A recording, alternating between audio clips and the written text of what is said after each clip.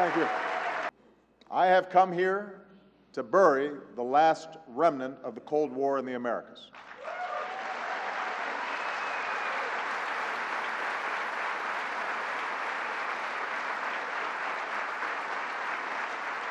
I have come here to extend the hand of friendship to the Cuban people.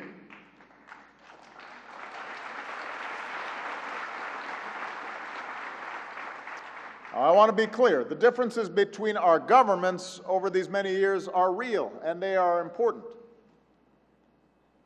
I'm sure President Castro would say the same thing. I know because I've heard him address those differences at length. But before I discuss those issues, we also need to recognize how much we share. Because in many ways, the United States and Cuba are like two brothers who've been estranged for many years, even as we share the same blood.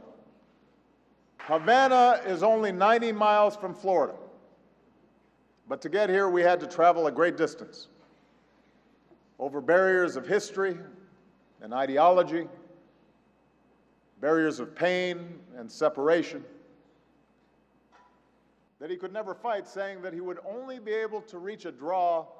Creo en el pueblo cubano. I believe in the Cuban people.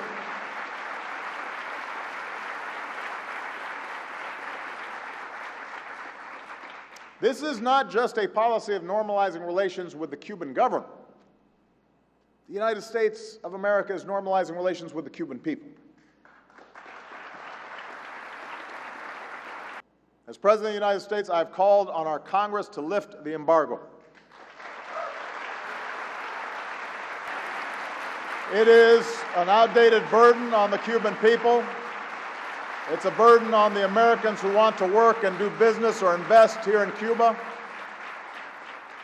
It's time to lift the embargo. But even if we lifted the embargo tomorrow, Cubans would not realize their potential without continued change here in Cuba.